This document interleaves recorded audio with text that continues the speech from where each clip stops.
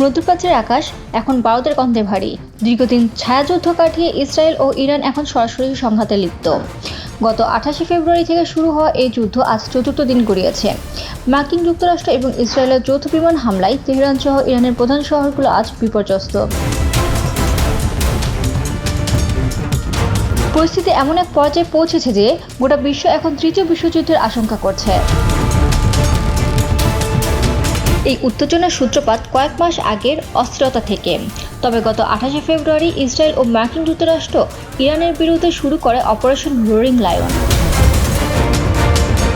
ইরানের পারমাণবিক স্থাপনা এবং সামরিক নেতৃত্বকে লক্ষ্য করে চালানো এই হামলায় খোদ সর্বোচ্চ নেতা আয়াতুল্লাহ খামেনেই নিহত হয়েছেন বলে খবর পাওয়া যাচ্ছে। ইসরায়েলের দাবি, ইরানের পারমাণবিক কর্মসূচি এবং ব্যালিস্টিক ক্ষেপণাস্ত্রের হুমকি চিরতরে নির্মূল করতে এই অভিযান। ইরান দমে নেই, তারা হরমুজ প্রণালী বন্ধ করে দেওয়ার হুমকি দিয়েছেন, যা বিশ্ব অর্থনীতিতে তেলের দামের আগুন লাগিয়ে দিয়েছে। এদিকে ইসরায়েলি বিমান বাহিনী তেহরানের আকাশসীমায় পূর্ণ নিয়ন্ত্রণ প্রতিষ্ঠা করেছেন বলে দাবি করেছেন।